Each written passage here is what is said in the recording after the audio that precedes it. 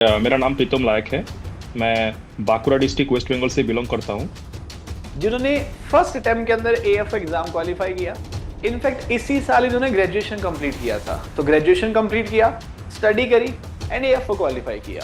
Sir 4 साल मतलब 4 जो मंथ में मतलब मेरा था एग्जाम तक, उस टाइम में सर मतलब मेरा कॉन्सेप्ट रिवीजन अच्छे से क्लियर करना सब कुछ उस टाइम में किया था। एंड आपने कहा 4 मंथ्स के अंदर आपने प्रिपेयर किया, तो ये 4 मंथ्स के अंदर आपकी रूटीन क्या थी, आपकी स्ट्रेटेजी क्या थी, डेली आप टाइम मैनेज कैसे करते थे? बिकॉज प्री भी तैयार करना है, मेंस भी तैयार करना है, that too within 4 months, तो कैसे आपने टाइम मैनेज किया? मतलब ज़्यादातर मैं मॉक टेस्ट ही दिया। इसके हिसाब से मैं मतलब प्रीलिम्स किया max to max 4 to 5 hours sir. YouTube में मैं आपका वीडियो देखा जो मतलब जो भी है कुछ भी स्टेजेस को मतलब ऐसे आप टाल नहीं सकते हो, सभी इंपॉर्टेंट है। मेरा वो अच्छा मार्क्स आया है, इससे सिलेक्शन हो पाए तो सर मतलब इंटरव्यू के लिए मतलब मैं पूरा एसीसी का आभारी हूँ। मतलब उसमें पूरा गाइडेंस जो क्वेश्चन वगैरह जैसे मतलब आप लोग बोले थे ऐसे ही मतलब मुझे पूछा था, बैंकिंग टर्म्स वगैरह सब कुछ सही था। तो सर मतलब इंटरव्यू मेरा बहुत अच्छे से प्रिपेयर हुआ था आप लोगों के साथ।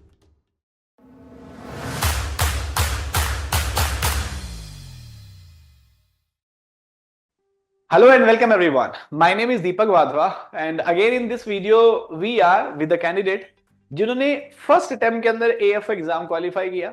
इनफैक्ट इसी साल इन्होंने ग्रेजुएशन कंप्लीट किया था, तो ग्रेजुएशन कंप्लीट किया, स्टडी करी एंड एएफ को क्वालिफाई किया। So Pritam, before I start, I would like to congratulate you for qualifying AF exam and that too in very first attempt. Thank you so much sir. Okay. It means a lot sir. Okay. And before we start, I just want your brief introduction. अपने बारे में थोड़ा बता दीजिए आप। Sir actually मेरा नाम प्रीतम लायक है। मैं बांकुड़ा डिस्ट्रिक्ट वेस्ट बंगाल से बिलोंग करता हूँ और मेरा ग्रेजुएशन बीएससी ऑनर्स एग्रीकल्चर से ही है।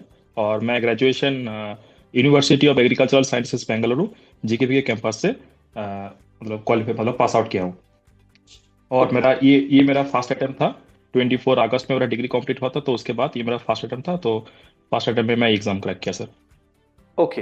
एंड मैं अगर आपसे तैयारी की बात करूं तो आपने इसी साल पास आउट किया, तो आपकी जो प्रिपरेशन थी एएफओ के लिए या फिर आप बाकी एग्जाम्स के लिए प्रिपेयर कर रहे होंगे, तो क्या ये journey right after BSc complete करने के बाद स्टार्ट हुई या पहले से शुरू कर दिया था?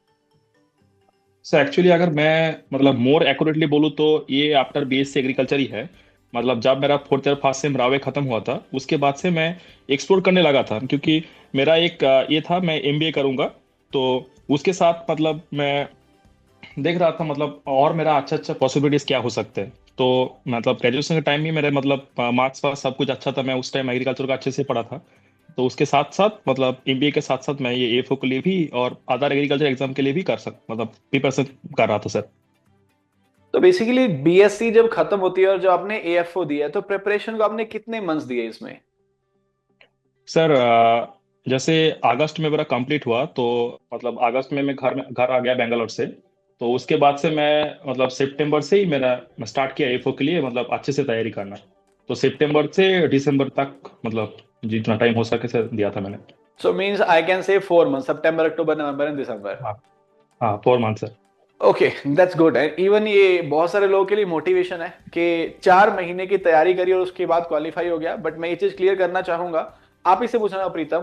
मैं अगर ग्रेजुएशन की बात करूंगा तो ग्रेजुएशन के अंदर क्या लगता है, जो क्लासेस आपकी चली, रेगुलरिटी जो थी, आपने बीएससी का सिलेबस जो था वो कैन आई से कि एवरेज लेवल से कवर किया था, ये एक बेटर लेवल से कवर किया था कि बेसिक बातें पता थी और उन 4 मंथ्स के अंदर आपने रिवाइज कर दिया सारा कुछ? नहीं सर मतलब मतलब उतना भी नहीं बोलूंगा, मैं बहुत ही अच्छा प्रिपेयर किया था मतलब ग्रेजुएशन के टाइम में। नॉर्मल एवरेज ही था। नॉर्मली मतलब जो क्लास में होता था वही मतलब पढ़ता था थोड़ा टाइम के बस। बट एग्जाम के टाइम में जो एक दिन पहले सब लोग करते हैं मतलब उस टाइम में अच्छे से प्रिपेयर करना ये था। और बाकी में सर 4 साल मतलब 4 जो मंथ में मतलब मेरा था एग्जाम तक, उस टाइम में सर मतलब मेरा कॉन्सेप्ट रिवीजन अच्छे से क्लियर करना सब कुछ उस टाइम में किया था। Okay, perfect. एंड आपने कहा 4 मंथ्स के अंदर आपने प्रिपेयर किया, तो ये 4 मंथ्स के अंदर आपकी रूटीन क्या थी, आपकी स्ट्रेटेजी क्या थी, डेली आप टाइम मैनेज कैसे करते थे? बिकॉज प्री भी तैयार करना है, मेंस भी तैयार करना है, that too within 4 months, तो कैसे आपने टाइम मैनेज किया? सर एक्चुअली मतलब मैं जो बोला मतलब मेरा मतलब एमबीए के लिए मेरा एक नैक था, मतलब वहाँ पे मैं मतलब करियर परस्यू करना चाहता था। तो एमबीए के लिए मैं सर मतलब थर्ड ईयर से ही मेरा प्रिपरेशन चालू था। तो उसके हिसाब से मतलब जो आईबीपीएस एफओ का प्रीलिम्स का जो सिलेबस है लगभग मतलब ऐसा ही आता है, मतलब मैथ रीजनिंग इंग्लिश वगैरह। तो मेरा मतलब उस टाइम से प्रिपरेशन करने के मतलब जो हुआ था तो मेरा एक बेस अच्छा था, मेरा फाउंडेशन अच्छा था प्रीलिम्स के लिए, तो मैं श्योर था मैं प्रीलिम्स निकाल लूंगा। बट उस 4 महीने के अंदर मेरा ज्यादातर मेरा समय मैंने मतलब प्रीलिम्स का मॉक टेस्ट में ही मैं ध्यान दिया था। मैं उतना मतलब कॉन्सेप्ट क्लैरिफिकेशन में नहीं गया। मतलब मैं सोचा मतलब टाइम मैनेजमेंट करना है तो मुझे मॉक टेस्ट देके ही करना है, तो उसके हिसाब से मैंने मतलब ज्यादातर मैं मॉक टेस्ट ही दिया।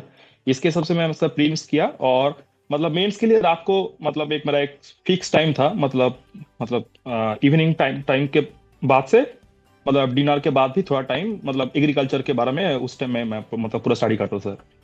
तो डेली ऑन एन एवरेज आपने एग्रीकल्चर को कितने आज स्टडी किया? Sir daily on average agriculture को बताऊं तो max to max 4 to 5 hours sir, उसके ज्यादा नहीं दिया sir. That's good, okay. And pre आपका पहले से प्रिपेयर था मेंस के लिए, आपने ग्रेजुएशन में पढ़ा हुआ है तो आपने रिवाइज किया, चीजें 4 to 5 आवर्स के अंदर कवर होगी। टॉकिंग अबाउट इंटरव्यू, इंटरव्यू के अंदर कैसा आपका एक्सपीरियंस रहा और इंटरव्यू की प्रिपरेशन के टाइम पे आपने क्या क्या किया? सर एक्चुअली मतलब जब मतलब मेंस दिया 14 दिसंबर को जो हमारा मेंस था वो हो गया। फिर लगभग 2 3 दिन अंदर के ही मतलब यूट्यूब में मैं आपका वीडियो देखा, जो मतलब जो भी है कुछ भी स्टेजेस को मतलब ऐसे आप टाल नहीं सकते हो, सभी इंपॉर्टेंट है। तो दैट्स तब भी समझ गया मैं, मतलब मैं कॉन्फिडेंट था शायद मेरा मेंस क्लियर हो जाएगा, बट मुझे ये ऐसे करना था, मुझे सिलेक्शन लेना है तो मुझे इंटरव्यू भी अच्छे से देना है।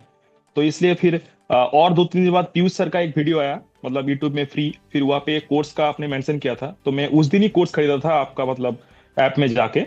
फिर जब से आपका क्लास स्टार्ट हुआ मैं उसके हिसाब से प्रिपेयर करने लगा। आप जो असाइनमेंट देते थे लोकल एरिया का, खुद इंट्रोडक्शन एच अराउंड का क्वेश्चन वगैरह, तो मतलब इंटरव्यू में मैं सर जैसे मेरा मेंस में मार्क्स था 35.75 मार्क्स था।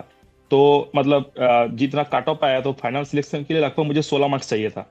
तो मतलब इंटरव्यू में मेरा वो अच्छा मार्क्स आया है इसलिए सिलेक्शन हो पाया। तो सर मतलब इंटरव्यू के लिए मतलब मैं पूरा एसीसी का आभारी हूँ, मतलब उसमें पूरा गाइडेंस जो जो क्वेश्चन वगैरह जैसे मतलब आप लोग बोले थे ऐसे ही मतलब मुझे पूछा था, बैंकिंग टर्म्स वगैरह सब कुछ सही था। तो सर मतलब इंटरव्यू मेरा बहुत अच्छे से प्रिपेयर हुआ था आप लोगों के साथ। इंटरव्यू के अंदर कितने मार्क्स मिले आपको? सर इंटरव्यू में मैं जितना देखा शायद 15.60 समथिंग कुछ मार्क्स मुझे मिला इंटरव्यू में। ओके। एंड ओवरऑल जो कट ऑफ है उससे आपका स्कोर कितना ऊपर है? उसमें सर एक ज्यादा है सर, 62.27 था जनरल का, मेरा 63.27 है। वाह, मतलब आपने जो वीडियो देखा था वेयर वी सेड कि इंटरव्यू भी इंपॉर्टेंट है, अगर लाइटली लिया हाँ, होता तो शायद रिजल्ट कुछ और होता।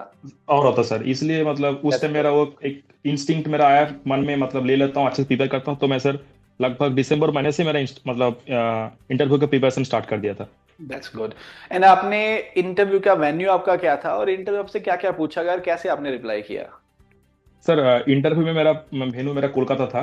तो मेरा 20 फरवरी का मेरा इंटरव्यू था। तो सर मतलब लगभग जब मैं गया तो लगभग 10 से 12 मिनट तक मेरा ड्यूरेशन था इंटरव्यू का। तो मैं मतलब एकदम लास्ट में था, मतलब लास्ट में शायद 3 4 नंबर में मेरा नाम था। तो मैं जैसे घुसा मतलब वहाँ पे एक लेडी पैनल भी था, तो मैं ऐसे पहले दोपहर हो गया था, सॉरी शाम हो गया था, तो मैं गुड इवनिंग विश किया पहले मैम को। फिर सारे सर लोगों को किया, फिर वो लोग बैठने के लिए बोला तो मैं बैठा। फिर नॉर्मली स्टार्ट किया, पहले इंट्रोडक्शन मतलब बोला, तो जैसे आप लोग मतलब बोले थे प्रिपेयर करने के लिए ऐसे ही किया पूरा अच्छे से। फिर नॉर्मल ग्रेजुएशन का कॉलेज के बारे में थोड़ा पूछ रहा था, मतलब कहाँ के किया कैसे एनवायरनमेंट था, कुछ वेराइटीज वगैरह है तो बताओ ऐसे ऐसे। फिर हुआ, फिर वो लोग पूछे मतलब एमएससी क्यों नहीं कर रहे हो, सीधा जॉब क्यों ग्रेजुएशन के बाद, तो वो भी आंसर आप लोग बताए थे, तो वो अच्छे से हो गया, वो सब हो गया।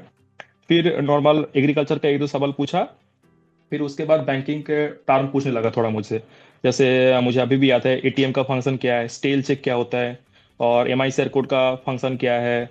ऐसे ऐसे नॉर्मल मतलब पूछता जो मतलब पता था। आप लोगों का जो बैंकिंग टर्म्स का जो क्लास हुआ था मैं अटेंड किया था, तो हो गया था।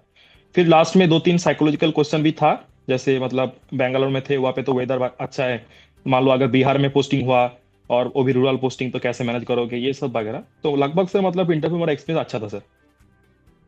Thank you so much Pritam. एक सेकंड लास्ट क्वेश्चन मेरा आपसे, जो इस टाइम पे फाइनल ईयर के अंदर स्टूडेंट है और रिजल्ट आने के बाद वो इस बार पेपर देने वाले हैं, उनकी स्ट्रेटेजी या फिर उनकी अप्रोच क्या होनी चाहिए? सर मुझे तो लगता है मतलब जैसे अगर मतलब ग्रेजुएशन के टाइम में पढ़े भी होंगे नहीं पढ़े होंगे डजेंट मैटर।